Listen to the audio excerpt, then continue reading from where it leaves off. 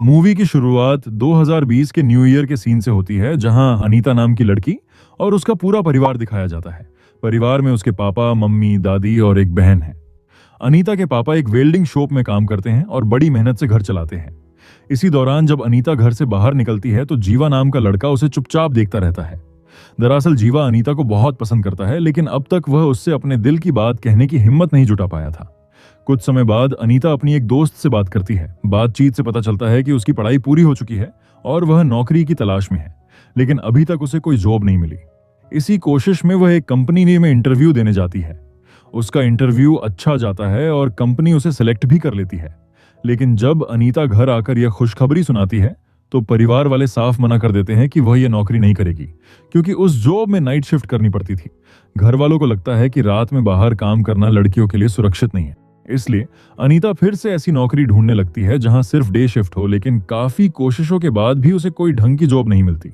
इसी बीच यह भी दिखाया जाता है कि उसकी खूबसूरती की वजह से कई लड़के उस पर फिदा रहते हैं और अक्सर अपने दिल की बात कह देते हैं, लेकिन अनीता हर बार मना कर देती है, क्योंकि उसका एक ही सपना है कि उसे अच्छी नौकरी मिले और वह अपने परिवार को खुश कर सके। दूसरी तरफ अनीता के पापा के मालिक को दिखाया जाता है।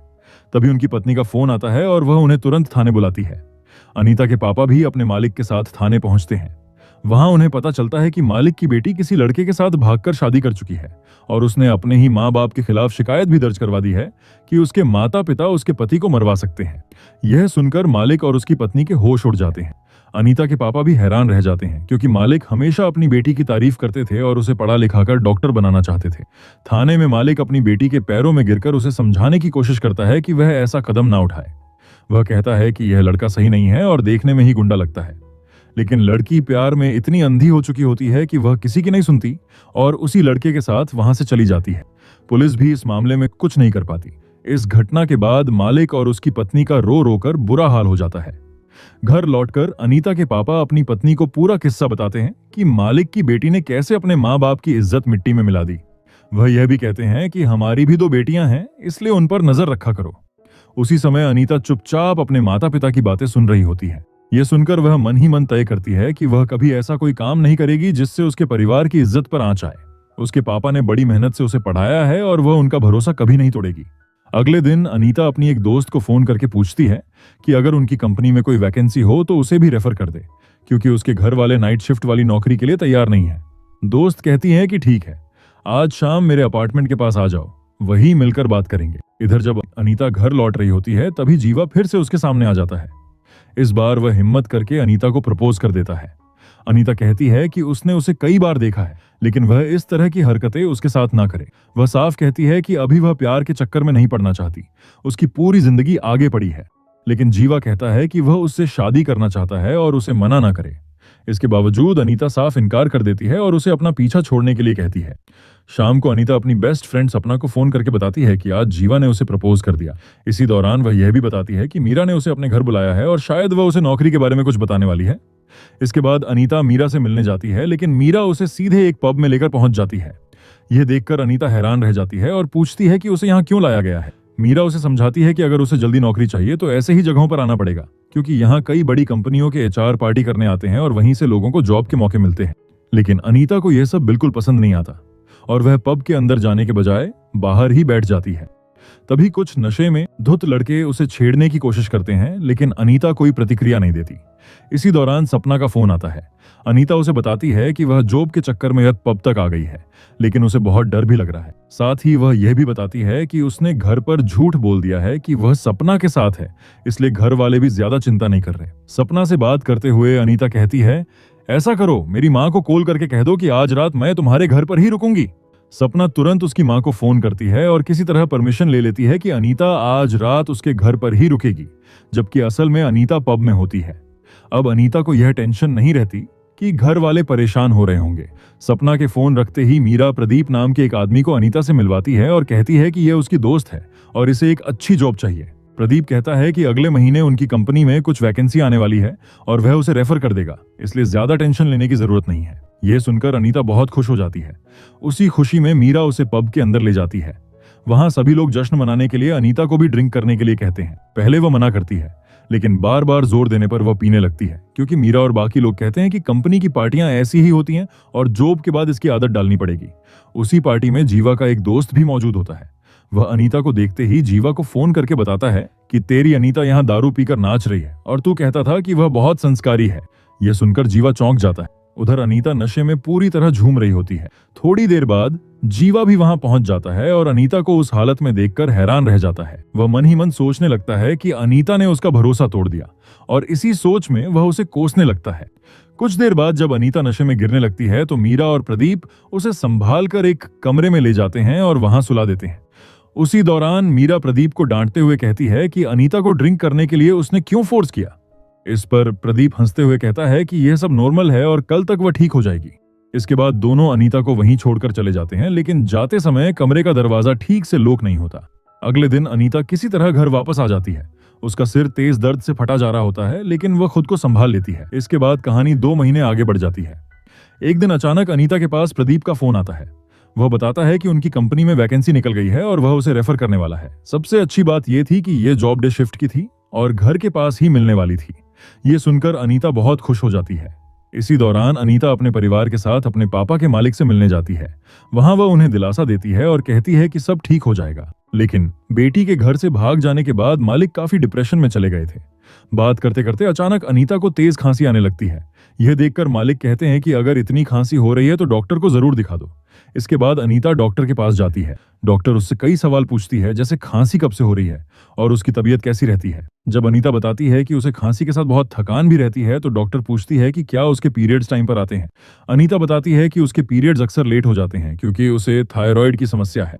कुछ बेसिक टेस्ट करने के बाद डॉक्टर कहती है कि एक जरूरी टेस्ट और करना पड़ेगा क्योंकि उसे कुछ गड़बड़ लग रही है। लेकिन अनीता उस टेस्ट के लिए मना कर देती है और वहां से वापस आ जाती है।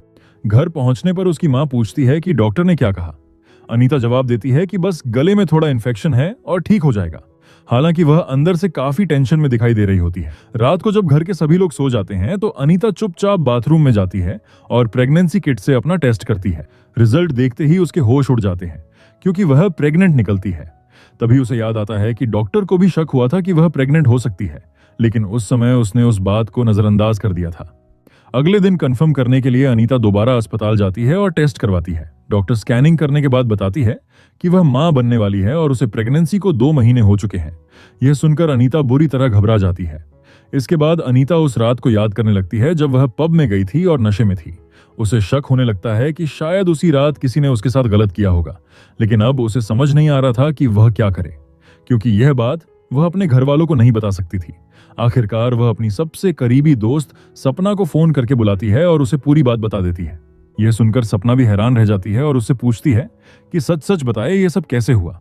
लेकिन अनीता रोते हुए कहती है कि उसे सच में कुछ भी याद नहीं है। उसका किसी के साथ कोई चक्कर नहीं है और वह कभी किसी के साथ फिजिकल भी नहीं हुई। आगे अनीता सपना से कहती है कि उस रात जब वह पार्टी में गई थी, शायद उसी रात उसके साथ यह सब हुआ होगा। सपना सलाह देती है कि चलो पुलिस के पास जाकर सब सच बता देते हैं, लेकिन अनीता तुरंत मना कर देती है। उसे डर था कि अगर यह बात बाहर आई तो उसके परिवार की बदनामी हो जाएगी। तब सपना कहती है कि उस पब में जरूर सीसीटीवी कैमरे लगे होंगे, वहां से पता चल सकता है कि उस रात क्या हुआ था। लेकिन अनीता कहती है कि उस पार्टी में 300 से ज्यादा लोग थे। ऐसे में किसी एक इंसान का पता लगाना लगभग नामुमकिन है। इसके बाद अनीता और सपना उसी डॉक्टर के पास जाती है और कहती है कि उन्हें अबॉर्शन करवाना है। यह सुनते ही डॉक्टर गुस्सा हो जाती है और साफ मना कर देती है। वह अनीता को डांटते हुए कहती है कि मजे करते समय यह सब याद नहीं आया। वह कहती है कि वह यह रिस्क नहीं लेगी और उन्हें कहीं और जाने को कह देती है। डॉक्टर की यह बात सुनकर दोनों परेशान हो जाती हैं और समझ नहीं पाती कि अब क्या करें। इसके बाद दोनों एक मेडिकल स्टोर पर जाती है और वहां खड़े लड़के से अबॉर्शन की गोलियां मांगती है। वह लड़का तुरंत मना कर देता है और कहता है कि ऐसी दवाइयां बिना डॉक्टर के प्रिस्क्रिप्शन के नहीं मिलेंगी। वह समझाता है कि गलत तरीके से लेने पर जान का खतरा भी हो सकता है और उसे भी जेल हो सकती है। यह कहकर वह उन्हें वहां से भेज देता है। अब दोनों एक और डॉक्टर के पास जाती है। वह डॉक्टर कहती है कि वह अबॉर्शन कर सकती है, लेकिन पहले उसे अनीता के पेरेंट्स से मिलना होगा।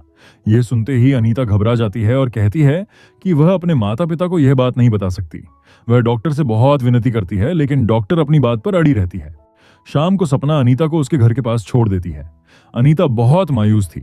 सपना उसे दिलासा देते हुए कहती है कि तुम चिंता मत करो, हम कल फिर कोशिश करेंगे, सब ठीक हो जाएगा। अगली सुबह टीवी पर खबर आती है कि कोविड की वजह से पूरे देश में लॉकडाउन लग गया है। यह सुनकर अनीता के होश उड़ जाते हैं। वह सोचने लगती है कि अब वह क्या करेगी और घर से बाहर कैसे जाएगी। अगर ऐसा ही चलता रहा तो परेशानी और बढ़ जाएगी। इसी टेंशन में अनीता घर पर इंटरनेट पर अबॉर्शन के तरीके ढूंढने लगती है और वीडियो देखने लगती है ताकि किसी तरह इस मुसीबत से छुटकारा मिल सके। तभी उसकी माँ उसे काम के लिए बुला लेती है और अनीता फोन वहीं छोड़ के चली जाती है। उसकी छोटी बहन फोन उठाकर देखने लगती है। यह देखकर अनीता घबरा जाती है और दौड़कर फोन छीन लेती है ताकि उसकी बहन वह वीडियो ना देख ले। गुस्से में आकर वह अपनी बहन को थप्पड़ भी मार देती है। यह देखकर उसकी माँ हैरान रह जाती है कि अनीता अचानक इतना गुस्सा क्यों हो गई। तब अनीता बहाना बनाते हुए कहती है कि उसके फोन में जरूरी डॉक्यूमेंट्स हैं और अगर वह डिलीट हो गए तो उसकी नौकरी पर असर पड़ सकता है। रात में अनीता पपीता भी खाती है क्योंकि उसने कहीं सुना था कि इससे शायद कुछ असर हो जाए, लेकिन समय गुजरता जाता है और कोई फायदा नहीं होता। अब अनीता को डर लगने लगता है कि कहीं उसका पेट दिखने ना लगे। एक दिन अनीता सपना के साथ फिर उसी मेडिकल स्टोर वाले लड़के के पास जाती है और उससे हाथ जोड़कर मदद मांगती है। अनीता उसे अपनी पूरी परेशानी बता देती है। उसकी हालत देखकर मेडिकल स्टोर वाले को उस पर तरस आ जाता है और वह उन्हें एक डॉक्टर का नंबर दे देता है। दोनों उस डॉक्टर से मिलने जाती हैं और अबॉर्शन की बात करती है। डॉक्टर कहता है कि इसके लिए 30,000 रुपए लगेंगे और इससे कम में वह यह काम नहीं करेगा। अनीता मजबूरी में मान जाती है। घर आकर वह अपने दोस्तों को फोन करके पैसे उधार मांगने लगती है, लेकिन बड़ी मुश्किल से सिर्फ 20,000 रुपए ही इकट्ठे हो पाते हैं। उसी पैसे के साथ अनीता और सपना डॉक्टर के पास पहुंचती है, लेकिन डॉक्टर कहता है कि पूरे पैसे लाओ तभी अबॉर्शन होगा। वह 20,000 रुपए अपने पास रख लेता है और कहता है कि बाकी 10,000 रुपए लेकर आओ तभी ऑपरेशन शुरू होगा। मजबूरी में अनीता घर आकर प्रदीप को फोन करती है और उससे 10,000 रुपए उधार मांगती है। वह कहती है कि अभी जरूरत पड़ गई है और बाद में लौटा देगी। प्रदीप बिना ज्यादा सवाल किए पैसे ट्रांसफर कर देता है। अगले दिन अनीता और सपना फिर उस डॉक्टर के पास पहुंचती है, यह सोचकर कि आज ऑपरेशन हो जाएगा, लेकिन वहां एक कांस्टेबल बैठा होता है जो उन्हें अंदर जाने से रोक देता है। वह बताता है कि अस्पताल के डॉक्टर को कोविड हो गया है, इसलिए अस्पताल बंद है। यह सुनकर दोनों के होश उड़ जाते हैं। पैसे भी चले गए और काम भी नहीं हुआ। वे डॉक्टर को फोन करने की कोशिश करती है, लेकिन वह फोन नहीं उठाता। उदास होकर दोनों वहां से लौट रही होती है कि तभी उन्हें अस्पताल का एक कंपाउंडर दिखाई देता है। वे उससे पूछती हैं कि अब उनका काम कौन करेगा। कंपाउंडर कहता है कि अब तो एडवांस भूल जाओ, लेकिन अगर उसे 10,000 रुपए दे दो तो वह एक ऐसी टेबलेट दे सकता है जिससे काम हो जाएगा। दोनों समझ नहीं पाती कि क्या करें, लेकिन मजबूरी में वे 10,000 रुपए उस आदमी को दे देती हैं। वह कहता है कि शाम को इस जगह आकर टेबलेट ले जाना। शाम को अनीता और सपना उस इलाके में पहुंचती है और उस कंपाउंडर के बारे में पूछने लगती है, लेकिन वहां के लोग कहते हैं कि इस नाम का कोई आदमी यहाँ नहीं रहता। ये सुनकर दोनों के पैरों तले जमीन खिसक जाती है। कंपाउंडर के गायब हो जाने से साफ हो जाता है कि उसने भी इन लड़कियों को बेवकूफ बनाकर पैसे ठग लिए। यह बात अनीता को अंदर से पूरी तरह तोड़ देती है। जब वह घर लौटती है तो उसकी माँ उसे डांटने लगती है कि इतनी रात को कहाँ घूम कर आ रही है और आजकल घर से बाहर ही रहती है। इस पर अनीता गुस्से में अपनी माँ पर चिल्ला देती है, जिससे नाराज होकर उसकी माँ उसे झाड़ू से मारने लगती है। तभी अनीता की बहन और दादी बीच में आकर उसे बचाती है। इन सब घटनाओं से अनीता इतनी टूट चुकी थी कि गुस्से और हताशा में वह पंखे से लटक कर अपनी जान देने की कोशिश कर बैठती है, लेकिन उसकी बहन समय रहते यह देख लेती है और किसी तरह उसे बचा लिया जाता है। यह सब देखकर अनीता की माँ को शक होने लगता है कि शायद उसकी बेटी किसी लड़के के चक्कर में पड़ गई है, इसलिए अक्सर घर से बाहर रहती है। वह यही बात अपने पति को भी बताती है और उनसे कहती है कि अनीता से बात करो। तब अनीता के पापा उसके पास आकर प्यार से समझाते हैं और कहते हैं कि अगर तुम मर जाओगी तो हमारा क्या होगा? अगर कोई परेशानी है तो मुझे बताओ, क्या तुम किसी से प्यार करती हो? लेकिन अनीता रोते हुए कहती है कि ऐसा कुछ भी नहीं है और सब ठीक है। उसी शाम सपना भी अनीता के घर आती है और उसे डांटती है कि आत्महत्या करने की हिम्मत कैसे हुई। वह उसे समझाती है कि सब ठीक हो जाएगा और वे कोई ना कोई रास्ता जरूर निकाल लेंगे। इसके बाद सपना अकेले मेडिकल स्टोर पर जाकर फिर से उन टेबलेट्स के बारे में पूछती है, लेकिन वहां भी उसे कुछ नहीं मिलता। समय बीतता जाता है और अनीता का पेट धीरे धीरे बाहर आने लगता है। इससे वह और ज्यादा डरने लगती है। इसी तरह 4 महीने गुजर जाते हैं। एक दिन सपना अनीता को फोन करके बताती है कि जिस डॉक्टर को उन्होंने पैसे दिए थे वह कोविड की वजह से मर गया है, इसलिए अब वे पैसे भी वापस नहीं मिलेंगे। ये सुनकर भी अनीता कोई खास प्रतिक्रिया नहीं देती, क्योंकि वह पहले ही पूरी तरह टूट चुकी थी। इसी बीच एक दिन अनीता के पापा को फोन पर पता चलता है कि उनके मालिक ने अपनी बेटी के गम और बदनामी से परेशान होकर खुद को खत्म कर लिया है। यह खबर सुनकर अनीता के पापा बुरी तरह रो पड़ते हैं। अनीता भी यह सब सुनकर अंदर से कांप जाती है और सोचने लगती है कि अगर उसने अपनी सच्चाई घर वालों को बता दी तो कहीं उसका परिवार भी टूट ना जाए। कुछ समय बाद अनीता और सपना फिर उसी मेडिकल स्टोर वाले लड़के के पास जाती है और उसे पूरी कहानी बताती है कि डॉक्टर पैसे लेकर मर गया। वे उससे हाथ जोड़कर कहते हैं कि किसी तरह उनकी मदद कर दे, वरना अनीता मर जाएगी। तब वह लड़का उन्हें एक आदमी का नंबर देता है और कहता है कि अगर वह पूछे कि कितने महीने हुए हैं तो कहना 3 महीने, वरना वह काम नहीं करेगा। जबकि असल में अनीता का 5वां महीना चल रहा था। जब अनीता उस नंबर पर कॉल करती है तो सामने वाला आदमी कोई और नहीं बल्कि जीवा निकलता है। यह जानकर अनीता हैरान रह जाती है। जीवा की कई डॉक्टरों से जान पहचान थी और वह अनीता की मदद कर सकता था। अनीता डर जाती है कि अगर जीवा को सच्चाई पता चल गई तो वह घर वालों को सब बता देगा, लेकिन सपना कहती है कि उनके पास और कोई रास्ता नहीं है। इसलिए वह हेलमेट पहनकर खुद जीवा से मिलने जाती है और उसे पूरी बात बता देती है। जीवा उन्हें एक डॉक्टर का नंबर और पता देता है और कहता है कि उसे पैसे दे देना, वह काम कर देगा। इसके बाद अनीता घर आकर पैसों का इंतजाम करने लगती है, लेकिन कहीं से पैसे नहीं मिलते। मजबूरी में वह अपनी मां के सोने के कंगन गिरवी रखकर पैसे ले आती है। फिर अनीता और सपना उन पैसों के साथ डॉक्टर के पास पहुंचती है। डॉक्टर पूछता है कि कितने महीने हुए हैं। अनीता झूठ बोलकर कहती है कि 3 महीने, लेकिन जब डॉक्टर स्कैनिंग करता है तो पता चलता है कि उसे 5वां महीना चल रहा है। डॉक्टर कहता है कि इस समय अबॉर्शन करना बहुत रिस्की है और वह उन्हें पैसे वापस लेकर जाने को कह देता है।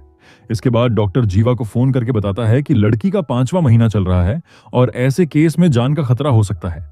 तब जीवा कहता है कि 1 लाख रुपए मांग लो। डॉक्टर वापस आकर अनीता और सपना से 1 लाख रुपए की मांग करता है। यह सुनकर दोनों के होश उड़ जाते हैं और सपना गुस्से में डॉक्टर से बहस करने लगती है, लेकिन अनीता अपने परिवार के बारे में सोचकर डॉक्टर से हाथ जोड़कर मदद की गुहार लगाती है और कहती है कि उसकी दोस्त की बात का बुरा मत माने, वह बस उसकी मदद कर दे।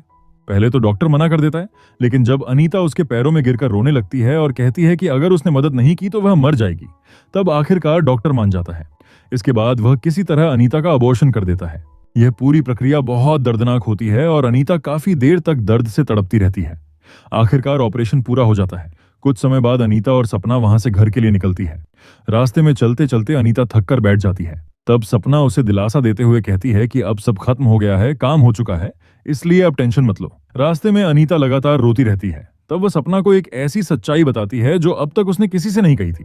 वह बताती है कि डॉक्टर इतनी कम रकम में अबॉर्शन करने को तैयार नहीं था। उसने एक घिनौनी शर्त रखी थी कि अगर अनीता उसके साथ सोएगी तभी वह उसका अबॉर्शन करेगा। उस समय अनीता के पास कोई और रास्ता नहीं था। मजबूरी में उसे उसकी बात माननी पड़ी और उसी हालत का फायदा उठाकर उस आदमी ने उसके साथ गलत किया। उसके बाद ही उसने अबॉर्शन किया। यह सब याद करके अनीता को खुद से ही नफरत होने लगती है। उसे लग रहा था कि उसने इस मुसीबत से तो छुटकारा पा लिया, लेकिन इसकी कीमत उसने अपनी इज्जत और आत्मसम्मान से चुकाई है। उधर वही डॉक्टर जीवा को फोन करके घमंड से बताता है कि उसने उस लड़की के साथ मजे किए। उसकी बातों से साफ हो जाता है कि वह कोई असली डॉक्टर नहीं बल्कि पैसों के लिए ऐसे गंदे काम करने वाला झोला छाप आदमी था। इधर अनीता का रो रोकर बुरा हाल था। वह खुद को कोस रही थी कि इस पूरी घटना ने उसे अंदर से तोड़कर रख दिया है। एक तरफ उसने अपनी सबसे बड़ी मुसीबत खत्म कर ली, लेकिन दूसरी तरफ वह खुद को पूरी तरह गंदा और टूटा हुआ महसूस कर रही थी। और इसी कड़वी सच्चाई के साथ यह कहानी यहीं खत्म हो जाती है। अगर आपको यह एक्सप्लेनेशन पसंद आया हो तो वीडियो को लाइक जरूर करें, चैनल को सब्सक्राइब करें और कमेंट में जरूर बताएं कि अगली कौन सी मूवी का एक्सप्लेनेशन देखना चाहते हैं। और अगर आप अभी एक और दमदार कहानी सुनना चाहते हैं तो स्क्रीन पर जो अगली वीडियो आ रही है उसे जरूर देखिए। यकीन मानिए वह कहानी आपको अंत तक बांधे रखेगी।